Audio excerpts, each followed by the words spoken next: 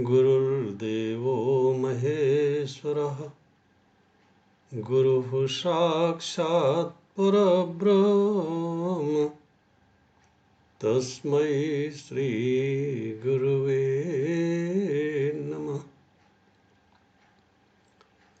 अखण्डमण्डलाकारं व्याप्तं येन चराचरम् तत्पदं दर्शितं येन तस्मै श्री गुरुवे नमः। माता रामो मत्पिता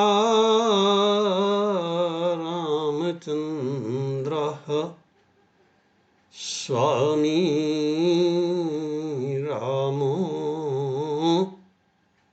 मत्सखा रामचन्द्रः सर्वस्वं मे रामचन्द्रो दयालुः नान्यं जाने नैव जाने न जाने। वसुदेवसुतं देवं कंसचाणूरमर्दनं देवकी परमानन्दं कृष्णं वन्दे जगद्गुरुम्। प्रेम से बोलिए भक्तवत्सल भगवान की जय। वृंदावन बिहारी लाल की जय। आदरणीय संचालक महोदय, भगवत कथा रस रसिक रसज्ञ श्रोताओं, श्रद्धामयी देवियों, भगवान श्री कृष्ण अपने परम मित्र परम भक्त अर्जुन से श्रीमद् भागवत गीता में कहते हैं, अर्जुन मनुष्य का पतन कैसे होता है इसकी प्रक्रिया तुम्हें समझाता हूं। और इसका आरंभ होता है विषयों के चिंतन से। सो समस्त अनर्थों की जड़ विषय नहीं है, उनकी तो जरूरत है।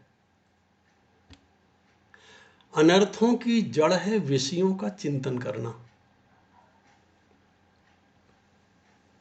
चिंतन भगवान का होवे, व्यवहार संसार में होवे। संसार की तो बहुत जरूरत है, इसके बिना कैसे काम चलेगा। शरीर यात्रा भी नहीं चलेगी, ये शरीर 2 दिन नहीं चल सकता अगर संसार को छोड़ दिया जाए तो भोजन कहाँ से मिलेगा, वस्त्र कहाँ से मिलेंगे, रहोगे कहाँ। इसलिए संसार की तो जरूरत है। संसार में जो विषय हैं, विषय शब्द का अर्थ होता है विषणवंती अवबधनंती पुरुषम, जो अंदर से व्यक्ति के मन को और उसकी बुद्धि को बांध लेते हैं, अपनी ओर खींच लेते हैं और फिर छोड़ते नहीं हैं। या तो मन उन्हें नहीं छोड़ता या वे मन को नहीं छोड़ते। दोनों में ये बंधन लगातार और कसता जाता है। जितना जितना विषयों को भोगता है जीव, उतना उतना ये जो बंधन है ये और कठिन होता जाता है और कसता जाता है। और एक स्थिति ऐसी आती है जब ये विषय व्यक्ति को कहीं का नहीं छोड़ते, ये उसे मार डालते हैं, माने उसके सुख को मार डालते हैं। हमें आपको आश्चर्य होगा कि हमें आपको जो सुख मिलता है वो सुख तो गुणों का भी नहीं है।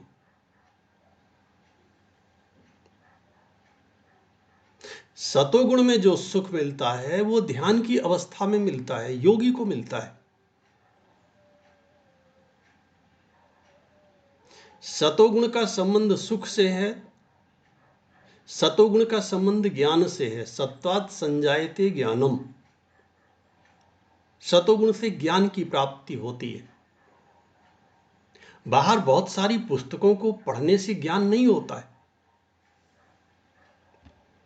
शरीर में सतोगुण की वृद्धि होवे, हमारी इंद्रियां, मन और बुद्धि सात्विक हो जाएं, और इन सब का सात्विक होना माने है आत्मा जैसा है उसका ज्यों का त्यों रिफ्लेक्शन इनके ऊपर पड़ना। वो तो आज भी पड़ रहा है। मन इतना चंचल है, इतना चंचल है कि कथा सुनने के समय भी पता नहीं कहां कहां घूम आता है। बीच में भाग जाता है। मन इतना स्थिर हो जाए कि फिर वो कहीं जाए नहीं। ये होगा सतोगुण की वृद्धि से। सत्वम सुखे संजयति, भगवत गीता में भगवान ने कहा सत्वात् संजायते ज्ञानम, सतोगुण से ज्ञान प्राप्त होता है और सतोगुण से सुख प्राप्त होता है। सतोगुण से वह सुख प्राप्त होता है जो हमें आज तक मिला ही नहीं, यद्यपि वो सुख बहुत बड़ा नहीं है।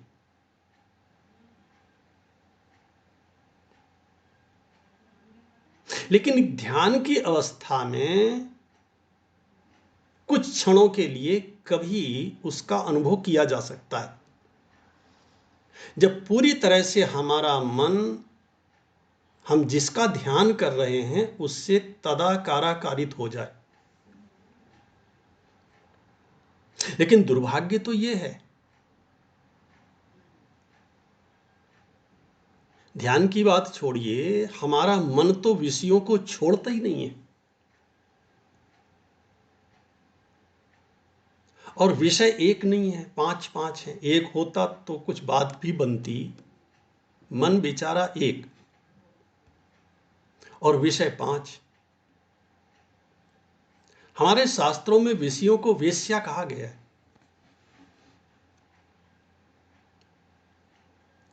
जैसे 5 वेश्याएं किसी एक व्यक्ति को घेर लेवें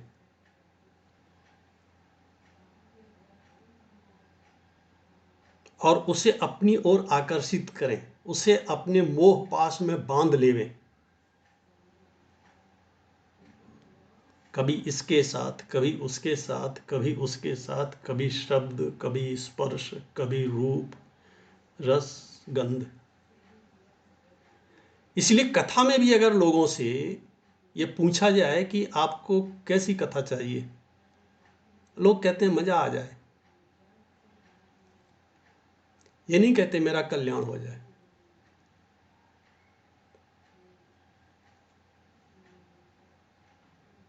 इसलिए कथा में भी लोगों को संगीत में रुचि ज्यादा रहती है। आप कुछ बोलो ना बोलो, संगीत तो बजेगा, वो उससे कुछ, ये शब्द का आकर्षण है, एक विषय का आकर्षण है। और सीमा इसकी केवल कान तक है हमारी, मानी इंद्रिय का सुख है ये। हमें अभी तक जो संसार में मिला है या मिल रहा है वो इंद्रियों का सुख है, ये तो गुणों का सुख भी नहीं है। सतोगुण का सुख तो तब मिलता जब हमारा शरीर पूरी तरह सतोगुण हो जाता, हमारी इंद्रियां, हमारा मन और हमारी बुद्धि सात्विक हो जाती, तब हम जहां बैठते वहीं हमारी समाधि लग जाती, वहीं हमारा मन एकाग्र हो जाता। भगवान कहते हैं अर्जुन ध्यायतो विषयान पुंसः संगस तेषुप जायते। विषयों का चिंतन करते करते हमारा मन उनसे जुड़ जाता है। इस जुड़ाव का परिणाम यह होता है कि संगात संजायते कामः, हमारे मन में कामना उत्पन्न होती है, इच्छा उत्पन्न होती है। देखो, जितना ज्यादा जुड़ाव उतनी ही प्रबल इच्छा, और कहीं बहुत ज्यादा जुड़ाव हो गया फिर लगने लगता है नहीं नहीं अब तो यह विषय चाहिए ही। फिर वही एक विषय बुद्धि को मार देता है और व्यक्ति वो सब करने लगता है उसकी प्राप्ति के लिए जो उसे नहीं करना चाहिए।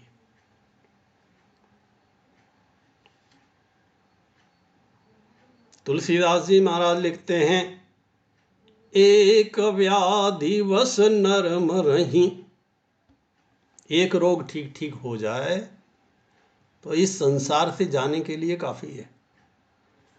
एक व्याधि वस नर मरहि, और ये असाधि बहुव्याधि, पीड़हि संतत जीव कहाँ सो कि मिलहै समाधि। ऐसे व्यक्ति को समाधि शांति कैसे मिल सकती है? सो संगात संजायते कामः, विषयों के आकर्षण से, विषयों के संग से हमारे मन में कामना उत्पन्न होती है, इच्छा उत्पन्न होती है उन विषयों को पाने की और भोगों को भोगने की। बस यहीं से अनर्थ की एक ऐसी परंपरा का जन्म होता है जिससे पीछे लौटना मुश्किल हो जाता है। इच्छा पूरी हो गई तो एक इच्छा तो पूरी हो गई, लेकिन वो 4 इच्छाओं को जन्म देती है।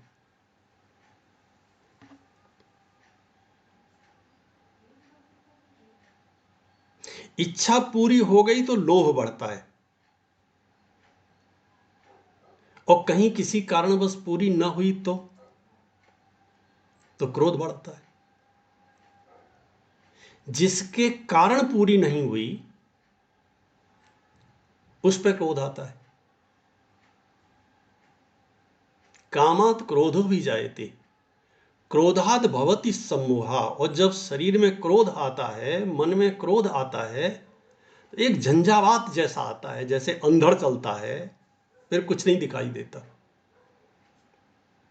सम्मोहात स्मृति विभ्रमा, उसका प्रभाव सीधे, क्रोध का सीधे प्रभाव पड़ता है हमारी स्मरण शक्ति पर, हमारी बुद्धि पर। स्मृति भ्रंशात बुद्धिनाश, फिर हमारी बुद्धि नष्ट हो जाती है। ऐसी स्थिति में जाकर के व्यक्ति वह कार्य करता है जो उसे नहीं करना चाहिए। उसे स्वयं आश्चर्य लगता है, मैंने ये काम कैसे कर दिया। अकेले में सोचता है बहुत बड़ा अनर्थ हो गया। तो तूने क्या किया? जब तेरे पास बुद्धि ही नहीं थी तो क्या करता है ऐसे? श्री भरत जी पिताजी के बहुत बड़े भक्त हैं, सो सीधे सीधे तो वो कह नहीं सकते कोई बात। बड़ी शालीन भाषा में कहते हैं मेरे पिताजी का कोई दोष नहीं है। तो किसका दोष है? बोले मरण काल विधि मति हर लीनी। जीवन के अंतिम क्षणों में ब्रह्मा जी ने उनकी बुद्धि का हरण कर लिया। अब किसी के पास अगर बुद्धि नहीं है, उसका हरण हो गया है, और वो अगर सही निर्णय ना ले सके, इसमें उस बेचारे का क्या दोष है? उनकी जगह कोई और होता तो दूसरी बात बोलता। श्री लक्ष्मण जी ने बोला भी है दूसरी रामायणों में, गोस्वामी जी ने उसकी चर्चा नहीं की। भगवान श्री कृष्ण इसी भगवत गीता में अर्जुन से कहते हैं, अर्जुन इसका एक बेस्ट उपाय है, सबसे अच्छा उपाय। अर्जुन ने कहा कन्हैया वही बता दो जिसे हम आसानी से कर सके। बोले ये जो संजात संजायते कामः, ये जो काम की उत्पत्ति है, ये जो कामना की उत्पत्ति है, ये जो इच्छा की उत्पत्ति है, यही ब्रेक लगा देना चाहिए। कैसे लगा दे? बोले इसी इच्छा को मार दो, सारा झंझट खत्म हो जाए, आगे की जो परंपरा है वो परंपरा ही समाप्त हो जाएगी। इसलिए भगवान श्री कृष्ण कहते हैं देखो, इच्छा होती है फल प्राप्ति की। जब भी व्यक्ति कोई कार्य करता है, कोई भी कार्य करे, उस काम के पीछे कोई ना कोई कामना छिपी होती है, कोई ना कोई इच्छा छिपी होती है। और उसका मन जितना काम में लगता है उतना ही इच्छा के साथ भी जुड़ा रहता है। जिस समय से लेकर के किसान खेती में बीज बोता है, इसके थोड़ा और पहले चले जाओ तो जब से वो खेती की तैयारी करता है, खेत की जुताई करता है, बीज बोता है, वहीं से जैसे जैसे उसका काम आगे बढ़ता है वैसे वैसे उसके मन में इच्छा उत्पन्न होने लगती है, इस वर्ष इतना तो हो जाएगा।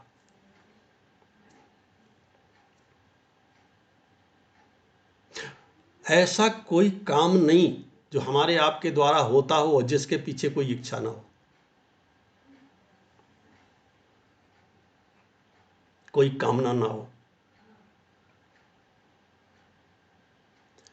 बोले इसी को समाप्त करने का अभ्यास करो। कर्म तो हो, फल की इच्छा ना हो।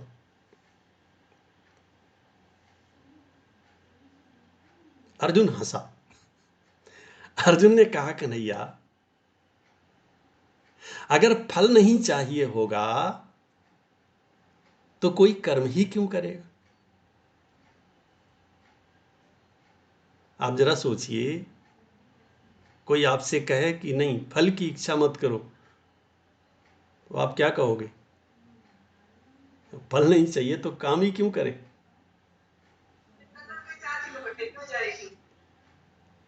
भगवान कहते हैं कि जब फलाकांक्षा का त्याग होगा, निष्काम भाव से कर्म होगा, तो बड़ा फल मिलेगा। देखो, कर्म करते समय मान लीजिए आप कोई काम कर रहे हैं, तो आधा मन तो आपका काम में रहेगा और आधा मन फल के साथ रहेगा। ये फल तो मुझे मिलना ही चाहिए।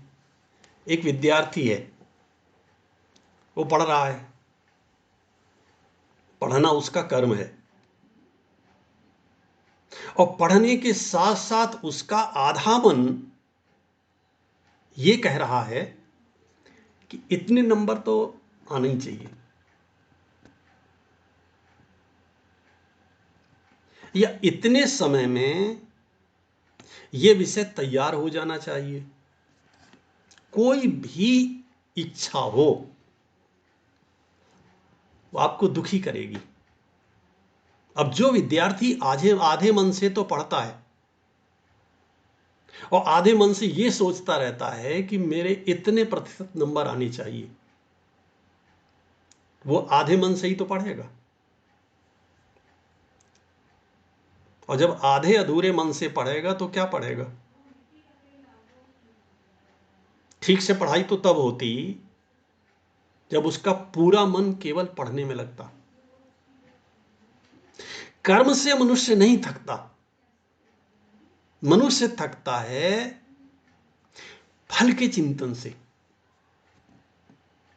यह फल तो मुझे मिलना ही चाहिए। मनुष्य दुखी होता है फलाकांक्षा से। इसलिए भगवान श्री कृष्ण अर्जुन से कहते हैं, अर्जुन कर्म करने का एक तरीका है। अर्जुन ने कहा क्या तरीका है? बोले सुख दुखे समे कृत्वा लाभालाभौ जया जयो। सुख और दुख को सम समझ करके। दो ही फल होते हैं किसी भी कर्म के, या तो सुख होता है या दुख होता है। सफलता मिली तो हमें सुख मिलेगा और सफलता ना मिली तो हमें दुख मिलेगा।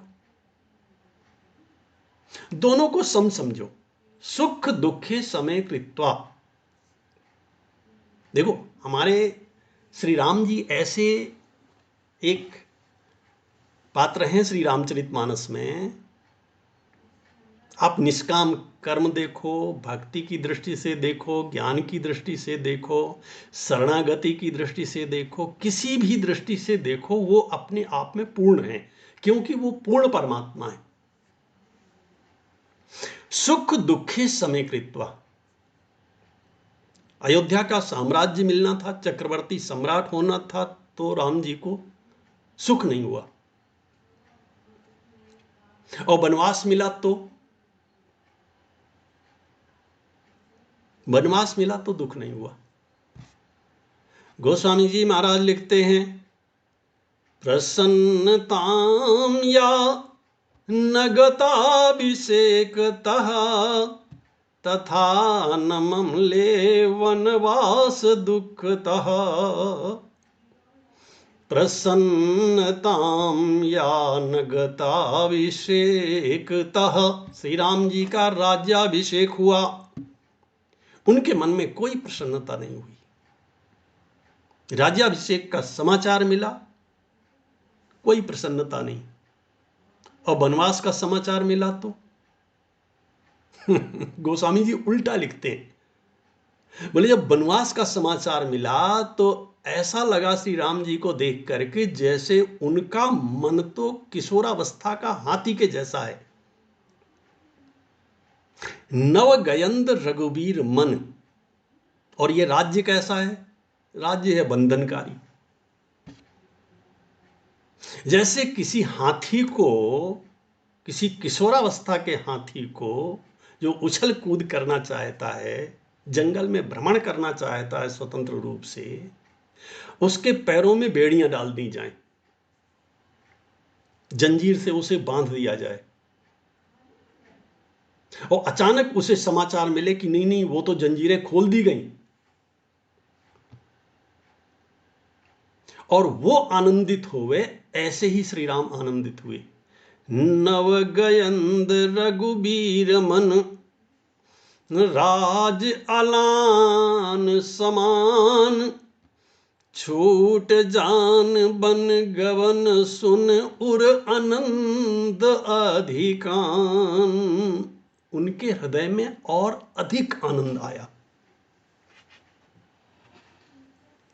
ये तो स्थिति है वनवास की। ये राम जी ऐसे हैं, तुलसीदास जी एक विशेषण लिखते हैं इनका, राम सहज आनंद निधानु।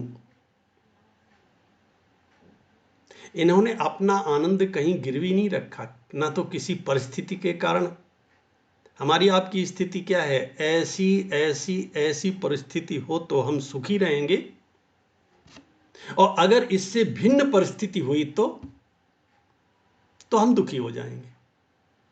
आप जरा कल्पना करो, राम जी जानते हैं अच्छी तरह से, अब मैं गया तो पिताजी नहीं रहेंगे। दशरथ जी को पता है तो क्या राम जी को पता नहीं है? और पिताजी मूर्छावस्था में हैं, और माता कैकेयी से वो बात कर रहे हैं। तो कैसे बात कर रहे हैं? उस समय तो राम जी के मन में दुख होना चाहिए, कष्ट होना चाहिए, पीड़ा होनी चाहिए। दुख का इससे ज्यादा, इससे बड़ा वातावरण और क्या हो सकता है? संपूर्ण अयोध्या दुखी है। लेकिन श्री राम जब माता कैकेयी से बात करते हैं, अब वो खुलकर तो नहीं हंस सकते, लेकिन गोस्वामी जी ने वहां एक शब्द लिखा, बोले मन मुस्काई भानुकुल भानु, क्योंकि राम सहज आनंद निधानु। हमने अपना आनंद दूसरों के हाथों गिरवी रख दिया है।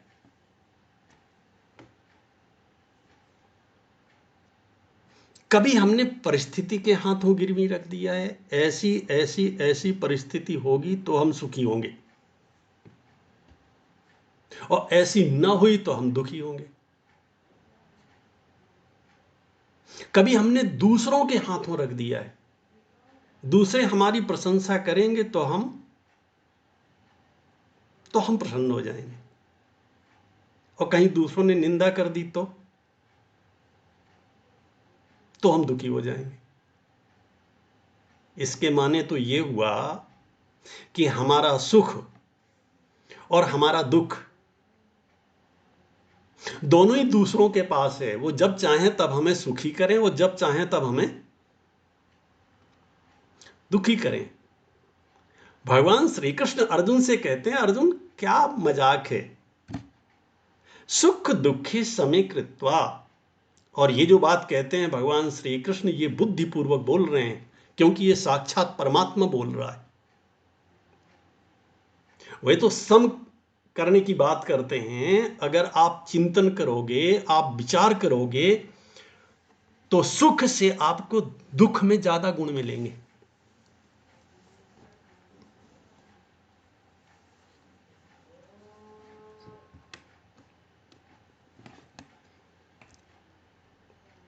क्योंकि हमारे जीवन में हमने इस जन्म में और पिछले पिछले जीवन में जो पाप कर्म किए हैं, उन पाप कर्मों को नष्ट करने के दो उपाय हैं। एक भगवान के पास है, वो चाहें तो हमें पापों से मुक्त कर सकते हैं। जैसा कि आपने कल सुना, भगवान ने अर्जुन से कहा, हम त्वाम सर्व पापेभ्य मोक्षयिष्यामि, मैं तुझे सभी पापों से मुक्त कर दूंगा। तो एक उपाय तो भगवान के पास है, दूसरा उपाय हमारे पास है। हमारे पास क्या उपाय? हमारे पास दूसरा उपाय यह है कि हम प्रेम से सुख दुख भोगें, और भगवान से प्रार्थना करें कि प्रभु सुख देना चाहे न देना, लेकिन इस जीवन में दुख खूब देना।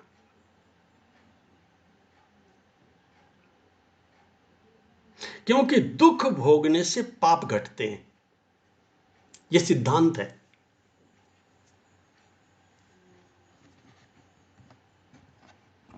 और पापों के घटने से हमारा अंतःकरण साफ होता है, मन साफ होता है, बुद्धि साफ होती है।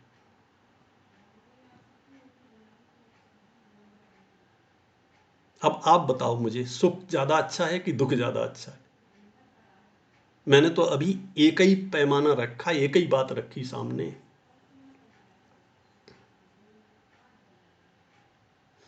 जैसा सुख वैसे ही दुख। सुख में मन फूल जाता है, दुख में मुरझा जाता है। मन तो दोनों तरह से मारा जाता है। सुख होता है तो पागल हो जाता है, दुख मिलता है तो भी पागल हो जाता है। इसलिए सुख दुखे समे कृत्वा लाभा लाभहु जया जयौ, लाभ हानि जय पराजय, इन सबको सम करने का अभ्यास करो, दोनों को छोड़ने का अभ्यास करो। जो आपकी इच्छा, मेरी कोई इच्छा नहीं है, ऐसा भगवान से बोलो। और मांगना हो तो भगवान से दुख मांगो। हमारे संतों का जो जीवन होता है, स्वयं स्वीकृत दुख होता है उनके जीवन में।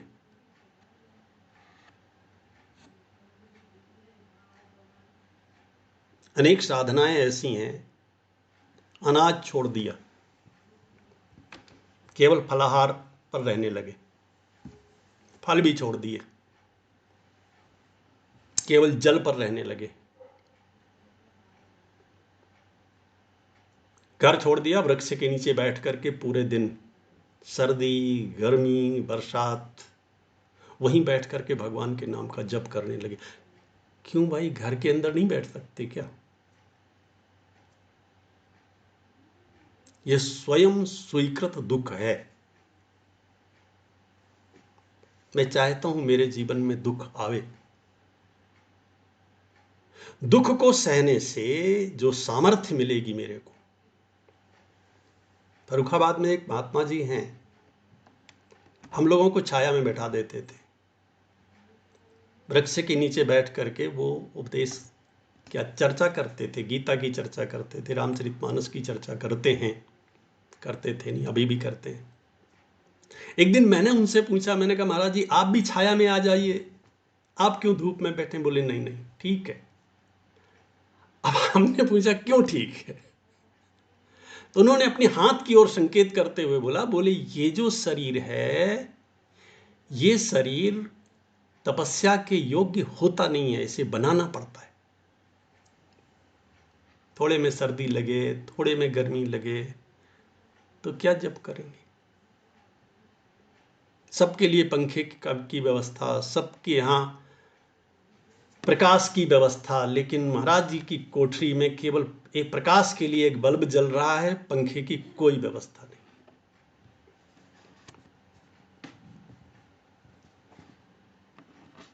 संतों के जीवन में स्वयं स्वीकृत दुख होता है। उन्होंने स्वयं अपने को इस योग्य बनाने का प्रयास किया है। सो भगवान श्री कृष्ण कहते हैं, अर्जुन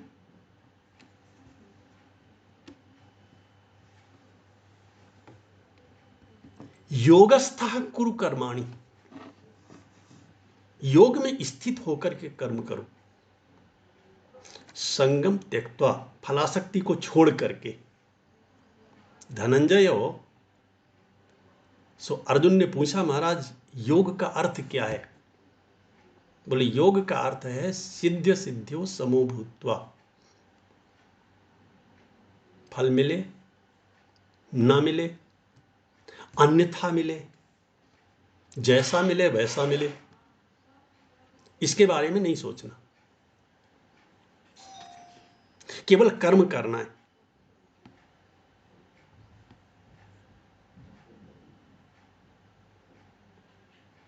इस प्रकार से कर्म करने पर फल तो फिर भी मिलेगा, क्योंकि फल बिना मिले रह नहीं सकता। कोई भी कर्म बिना फल दिए रह नहीं सकता। भाई आप वृक्ष लगाओ और रोज उसके नीचे बैठ करके हाथ जोड़ करके उससे प्रार्थना करो कि फल मत देना, तो क्या वो फल नहीं देगा? समय पर फल देना उसका काम है, नियति का काम है। कन्हैया ने कहा अर्जुन तेरे को फायदे की बात बता रहा हूं, अगर तूने ऐसा अभ्यास किया तो उसी दिन से तेरा दुख कम होने लगेगा, और जैसे जैसे यह भाव मन में दृढ़ होता जाएगा, मजबूत होता जाएगा, पक्का होता जाएगा, वैसे वैसे तेरे मन में एक स्थायी शांति निवास करने लगेगी। फिर तेरे को कोई अशांत नहीं कर सकता। और अगर ये स्थिति कुछ समय तक बनी रही तो तेरा मन, तेरी बुद्धि, तेरी इंद्रियां, ये सब शुद्ध हो जाएंगी। इसलिए भगवान श्री कृष्ण अर्जुन से कहते हैं, अर्जुन योगिनः कर्म कुर्वन्ति संगम त्यक्त्वा। योगी जन जो कर्म करते हैं संगम त्यक्त्वा आत्मशुद्धये, वो आत्मशुद्धि के लिए कर्म करते हैं। अर्जुन ने पूछा महाराज कोई उदाहरण? बोले बहुत बड़ा उदाहरण है। ज्यादा नाम नहीं है भगवत गीता में, लेकिन फिर भी भगवत गीता में महाराज जनक का नाम लिया गया है। और भगवान कहते हैं कर्मणैव हि संसिद्धिम आस्थिताः जनकादयः। जनक आदि ने कर्म के द्वारा ही सफलता प्राप्त की। देख कितना बढ़िया उपाय है, आपको किसी काम से रोका नहीं जा रहा है। कर्तव्य कर्म करो, जो समाज से मिला है, जो दायित्व तो परिवार से मिला है, जो सरकार से मिला है, जो कर्म करते हैं उसी कर्म को करते रहो। निरपेक्ष भाव से करो, कोई अपेक्षा नहीं, बदले में कुछ नहीं चाहिए, फल नहीं चाहिए। अब जब नहीं चाहिए तो भी फल तो मिलेगा, अब बड़ा फल मिलेगा। और ये बड़ा फल क्या है? ये बड़ा फल है हमारा मन, हमारी बुद्धि, हमारी इंद्रियां, ये स्वच्छ हो जाएंगी, निर्मल हो जाएंगी। और कहीं हमारा मन निर्मल हो गया, मन की निर्मलता का यही एकमात्र उपाय है हमारे आपके लिए। तो मन निर्मल होने पर गोस्वामी जी महाराज लिखते हैं और भगवान स्वयं कहते हैं कि निर्मल मन जन सो मोहि पावा, अमोहि कपट छल छेद्र न भावा। मन जब निर्मल हो जाएगा, बुद्धि सात्विक हो जाएगी, निर्मल हो जाएगी, तो ऐसे मन में और ऐसे बुद्धि में ही ज्ञान का उदय होता है। योग शास्त्र में ऐसा लिखा हुआ है, ऋतम भरा तत्र प्रज्ञा। अभी तो हमारा मन और हमारी बुद्धि संसार के विषयों में बंधी हुई है। विषयों को छोड़ दिया, निष्काम भाव से कर्म करते करते अब ये पूरी तरह से स्वच्छ हो गए, निर्मल हो गए। सो आत्मा का रिफ्लेक्शन जैसा आत्मा है वैसा ही इनके ऊपर पड़ने लगता है। एक विशिष्ट गुण है बुद्धि का, और वो है अब यह जो बुद्धि है ये केवल सत्य को ही ग्रहण करती है। ऋतम भरा तत्र प्रज्ञा। ऋतम भरा शब्द का अर्थ होता है ऋतम सत्यम विभर्ति इति ऋतम भरा, जो केवल सत्य को ही धारण करती है, असत्य को अपने आप जिसमें रुकता ही नहीं है। सत्य को स्वीकार कर लेने वाली, सार सार को गही रहे थोथा दे उड़ाए। सार है इस संसार में परमात्मा, सार है इस संसार में ज्ञान।